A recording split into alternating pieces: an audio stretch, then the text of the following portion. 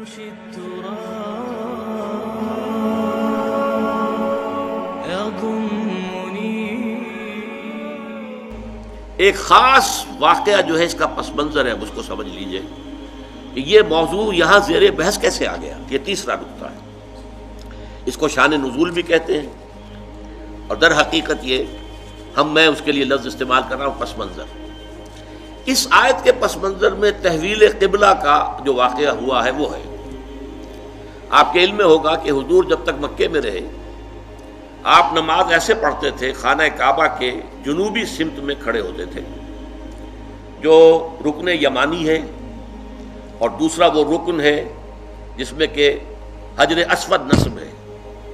ان دونوں کے درمیان اگر کوئی شخص کھڑا ہوگا تو اس کو کہتے ہیں استقبال القبلتین.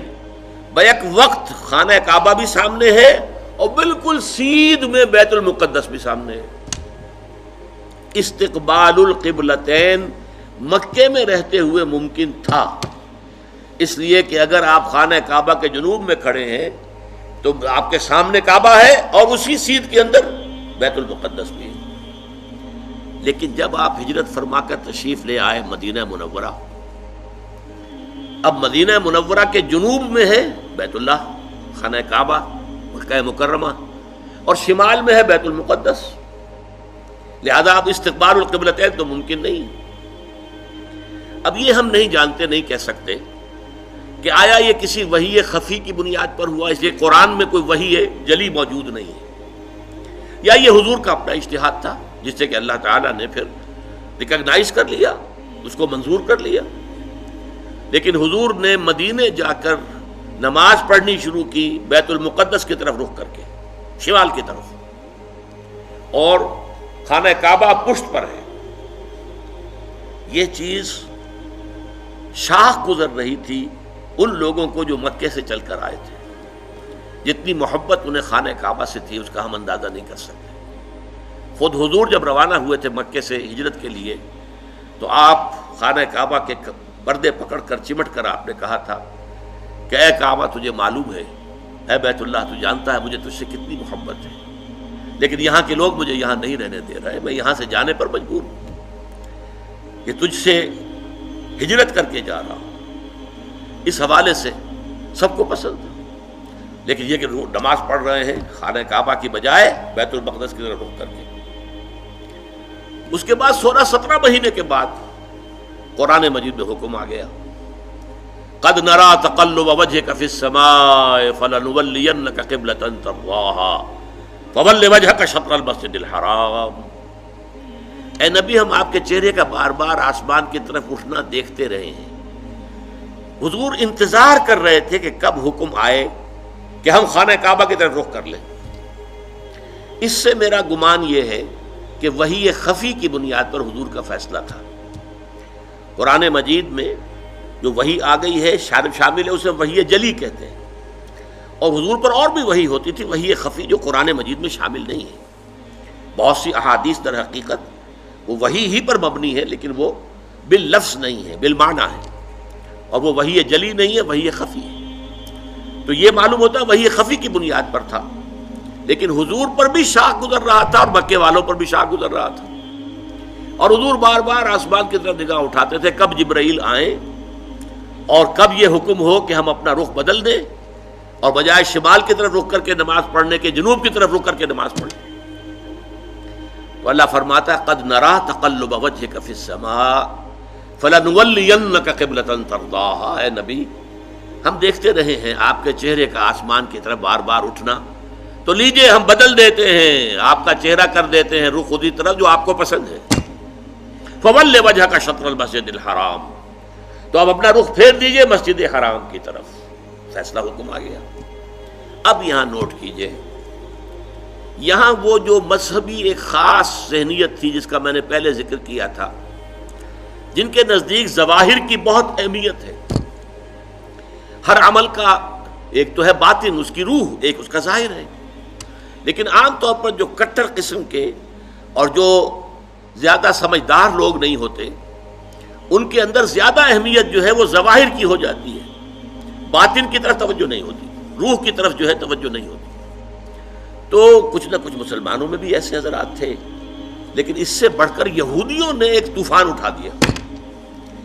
پہلے تو یہودی خوش تھے، انہیں یہ احساس ہوا کہ محمد تو ہمارے کیمپ فالوور ہیں، جب ہمارے قبلے کی طرف رخ کر کے انہوں نے نماز پڑھنی شروع کی ہے، اس کا مطلب ہے کہ وہ ہی از فالوئنگ اس، تو ہمارے پیروکار ہو گئے، تو جھگڑا کائے کا ہے۔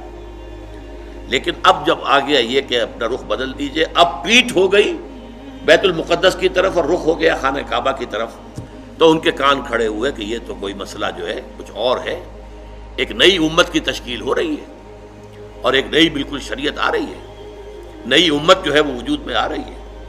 انہوں نے اس کو ایک مسئلہ بنا لیا، پروپیگنڈے کا طوفان کھڑا کر دیا۔ یہ کیسے نبی ہیں جن کا قبلہ ہی معین نہیں ہے؟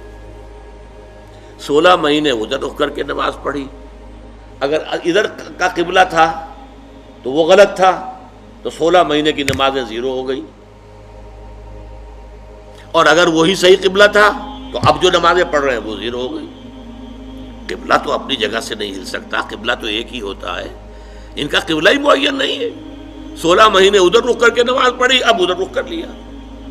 اور جیسا کہ میں نے عرض کیا، مسلمانوں میں بھی ایسے سادہ لوگ، سادہ مزاج لوگ تھے، وہ ان کے اس پروپیگنڈے سے بہت متاثر ہوئے، لہذا ایک خلش، ایک بے چینی، اگرچہ ظاہر بات ہے کہ حضور نے وحی سنائی ہے، اللہ کا حکم آیا ہے، فَوَلِّ وَجْهَكَ شَطْرَ الْمَسْجِدِ الْحَرَامِ وَحَيْثُ مَا كُنتُمْ فَوَلُّوا وُجُوهَكُمْ شَطْرَهُ، نہ صرف یہ کہ اب فوراً اپنا رخ جو ہے مسجد حرام کی طرف کر دو، چنانچہ آپ کے علم میں ہوگا جو لوگ وہاں گئے ہیں، وہاں مدینے میں ایک مسجد ہے، مسجد القبلتین، حضور ایک خاص قبیلے میں گئے ہوئے تھے، ظہر کی نماز کا وقت وہاں آ گیا، وہاں کوئی دعوت طعام تھی، ظہر کا وقت آ گیا تو کھڑے ہو گئے نماز پڑھنے کے لیے، صحابہ پیچھے کھڑے ہیں۔ اسی دوران میں، نماز کے دوران یہ آیات نازل ہوئی، حضور نے وہی قبلہ بدلا اپنا، فَوَلِّ وَجْهَكَ شَطْرَ الْمَسْجِدِ الْحَرَامِ۔ اب حکم الہی آنے کے بعد تو تاخیر 1 منٹ کی بھی جائز نہیں، تو فوراً آپ نے رخ بدل لیا اور تمام نمازیوں نے بھی رخ بدل لیا۔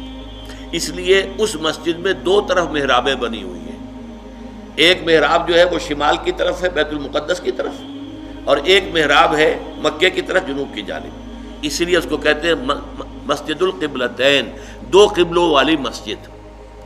لیکن یہاں حکم یہ بھی ہے، وَأَيْنَمَا تَكُونُوا فَوَجُّ، جہاں کہیں بھی تم ہو، فَوَلُّوا وُجُوهَكُمْ شَطْرَهُ، اے مسلمانوں جہاں کہیں بھی ہو اپنا رخ مسجد حرام کی طرف کرو۔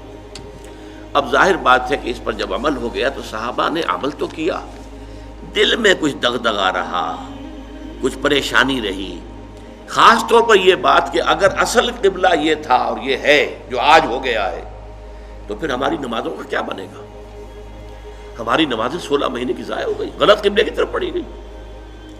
اسی لیے اسی مقام پر کہا گیا ہے، وَمَا كَانَ اللَّهُ لِيُضِيعَ إِيمَانَكُمْ، نہیں اس وسوسے کو قریب نہ آنے دو، نماز تو عین ایمان ہے، نماز ضائع ہو گئی تو ایمان ضائع ہو گیا نہیں، اس وقت حکم وہ تھا، اس پر عمل کرنا تقاضا تھا دین کا، اب حکم یہ ہے، اب اس پر عمل کرنا تقاضا ہے دین کا، نہ وہ غلط تھا نہ یہ غلط ہے۔ تم کسی سمت سے نہ بندھ جاؤ، تم ظاہر کے ساتھ زیادہ جو ہے اپنے آپ کو وابستہ نہ کر لو۔ نماز کی اصل روح، دین کی اصل روح تو کیا ہے؟ اللہ پر ایمان، اللہ کا یقین، رسول کی اطاعت، رسول کا فرمان۔ پہلے وہ تھا تو اللہ تعالیٰ نے مکے والوں کا امتحان لے لیا تھا کہ آیا وہ اپنے آبائی، اس لیے کہ مکہ جو ہے اور بیت اللہ جو ہے وہ تو ان کا سمجھیے کہ قومی شعار کے درجے کے اندر رکھنے والی چیز تھی، قومی شعائر میں سے، اب اس کی طرف پشت کرنا سب پر بھاری گزرا، لیکن یہ کہ وہ رسول کے ساتھ چونکہ پورے بدھے ہوئے تھے تو جو حکم رسول کا وہ انہوں نے قبول کیا۔ اور اب ان لوگوں کے لیے امتحان آ گیا جو مدینے میں رہتے تھے اور یہود کے زیر اثر تھے، اور اس کی وجہ سے بیت المقدس کا مقام ان کی نگاہوں میں بہت اونچا تھا، اب اس کی طرف پیٹ کرنی پڑ رہی ہے، تو ان کے ایمان کا جو ہے وہ اللہ تعالیٰ نے امتحان لے لیا، اور تمام صحابہ جو ہیں دونوں امتحانوں میں ثابت قدم اور کامیاب ہوئے۔ اب لیکن اس خلش کو مٹانے کے لیے دیکھیے عجیب ہے یہ بات، یہ مسئلہ آج ہمیں معلوم ہوتا ہے کہ بڑا ہی چھوٹا سا مسئلہ ہے، جب یہ مسئلہ آیا تھا تو یہ چھوٹا نہیں تھا، بہت بڑا مسئلہ تھا، بہت بڑا مسئلہ تھا، خاص طور پر وہ جو ایک ذہنیت ہے کہ جو دین کے اعمال ہیں ان کی روح کی بجائے ساری نگاہ جو ہے وہ اس کے ظاہر سے وابستہ ہو جاتی ہے، اس کے لیے یہ معاملہ بہت کٹھن تھا۔ یہی وجہ ہے اس قرآن مجید میں آپ کے علم میں ہوگا پورے 2 رکوع ہیں تحویل قبلہ کے اوپر. حالانکہ آج ہمارے نزدیک کوئی بڑا مسئلہ نہیں تھا، لیکن یہ کہ وہاں اس وقت ڈی فیکٹو جو اس وقت کی سچویشن تھی اس میں اس کی اتنی اہمیت تھی، دلوں پہ جو کیفیت گزر رہی تھی اس کا جو ہے صحیح طور سے اس کا علاج اور اس کا معالجہ اور مداوع ضروری تھا. 2 رکوع جو ہیں، رکوع 17واں اور 18واں، دوسرے پارہ سیقول کے پہلے 2 رکوع خاص اسی پر ہے جس تکرار کے ساتھ فولوا وجوہکم شطرہ، فولوا وجوہکم شطرہ، اس سے 2 رکوع پہلے ایک بات کہی گئی. یہ آپ کو ملے گا 14ویں رکوع کے اندر، وَلِلَّهِ الْمَشْرِقُ وَالْمَغْرِبُ فَأَيْنَمَا تُوَلُّوا فَثَمَّ وَجْهُ اللَّهِ. دیکھو لوگو، مشرق اور مغرب سب اللہ کے ہیں، تم جدھر بھی رخ کرتے ہو وہ اللہ کا رخ ہے. اللہ کسی رخ میں محدود نہیں ہے. کیا مغرب صرف اللہ کا رخ ہے، مشرق نہیں ہے؟ آج آپ کو معلوم ہے کہ ہم پڑھتے ہیں مغرب کی طرف، اور امریکہ والے یا افریقہ والے وہ مشرق کی طرف نماز رخ کرتے پڑھتے ہیں. تو مشرق و مغرب سے کوئی فرق واقع نہیں ہوتا. اور دوسرے یہ کہ کوئی قبلے کی سمت معین کر دینا، اس کا مطلب یہ نہیں اللہ اس سمت میں محدود ہے، بلکہ یہ تو تمہاری ہم آہنگی کے لیے، یکسانی کے لیے، یک رنگی کے لیے. ایسا نہ ہو کہ اب آپ کھڑے تو کسی کا رخ ادھر ہے، کسی کا رخ ادھر ہے، کسی کا ادھر ہے، کسی کا ادھر ہے. یہ نہیں، سب ایک رخ میں کھڑے ہوئے ہوں، صفیں بندھی ہوئی ہوں. دیکھنے والا جو ہے کوئی شخص اگر آ جائے اچانک وہ بھی اس سے متاثر ہوتا ہے. ایک فرانسیسی سیاح صرف اس منظر کو دیکھ کر ایمان لے آیا تھا. وہ آیا تھا مصر سیاحت کے لیے، اور وہ جو بہت بڑا وہاں کا دارالعلوم ہے جامع الازہر، اس کی جو جامع مسجد ہے اس کے وہ مینار پر چڑھ گیا. عصر کا وقت تھا، مینار کے اوپر سے اس نے منظر دیکھا، صحن میں عصر کی جماعت ہو رہی تھی. اب ایک امام کے پیچھے کھڑے ہیں، سیدھی سیدھی صفیں بندھی ہوئی ہیں، ایک امام کا کوشن ہے اور وہ جھک رہے ہیں، اور اسی طرح سے کوشن آئی ہے وہ کھڑے ہو گئے ہیں. یہ منظر ایسا اس کے دل کے اوپر اس نے اثر کیا، وہ ایمان لے آیا کہ جس مذہب کی عبادت اتنی منظم، اس کے اندر یہ رنگ ہے، گویا کہ ملٹری پریڈ ہو رہی ہے. اس طرح کا انداز عبادت کا، ایک تو کلیکٹیو، انفرادی نہیں، اجتماعیت کی اہمیت، اور پھر اس کے اندر وہ رنگ اور یکسانی، ہم رنگی دیکھ کر. تو اس طریقے سے تمہارے اندر یک رنگی پیدا کرنے کے لیے ایک رخ معین کر دیا. اس کا یہ مطلب نہیں اللہ اسی رخ میں ہے. للہ المشرق والمغرب، مشرق و مغرب سب اللہ کے لیے ہے. فینما تولوا فثم وجہ اللہ، جدھر بھی تم رخ کرو اللہ کا رخ ہے. شمال بھی اللہ کا، جنوب بھی اللہ کا، مشرق بھی اللہ کا، مغرب بھی اللہ کا. اللہ تعالیٰ کسی رخ میں جو ہے محدود نہیں ہے. اس کو خوب کہا ہے غالب نے، ہے پرے سرحد ادراک سے اپنا مسجود. قبلے کو اہل نظر قبلہ نما کہتے ہیں، یعنی ہم جسے سجدہ کر رہے ہیں کعبے کو سجدہ نہیں کرتے ہم. چاہے وہ لوگ جو مسجد حرام میں کھڑے ہو کر وہ وہاں پر صفیں باندھے ہوئے کعبے کے گرد کھڑے ہوئے ہیں، مسجود کعبہ نہیں ہے، معاذ اللہ، مسجود صرف اللہ ہے.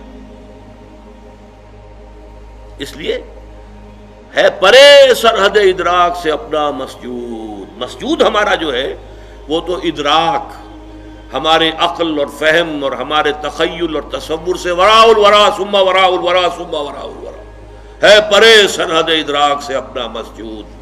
قبلے کو اہل نظر قبلہ نما کہتے ہیں. یہ قبلہ نما ہے، اصل میں یہ ایک ڈائریکشن ہے جو معین کر دی گئی. بس یہ ہے، اس سے زیادہ اس کی اہمیت نہ سمجھو. یہ بات کہہ کر پھر 2 رکوعوں کے بعد وہ پورے 2 رکوع آئے جس میں کہ یہ حکم تحویل قبلہ کا حکم آ گیا. سیقول السفہاء ما ولاھم عن قبلتہم التی کانوا علیہا. اب ان قریب بہت سے ناسمجھ لوگ کہیں گے کس شے نے ان کا رخ پھیر دیا اس قبلے سے جس پر یہ رہے ہیں 16 مہینے. قل للہ المشرق والمغرب، کہہ دیجئے اللہ کے ہیں مشرق اور مغرب سب کے سب، تمام ڈائریکشنز، تمام سمتیں اللہ کی. اب دیکھیے اس کے بعد 2 رکوع میں تحویل قبلہ کے احکام لانے کے بعد پھر 2 رکوعوں کے بعد 19-20 نکال دیجئے، پھر 21ویں رکوع کی یہ پہلی آیت ہے.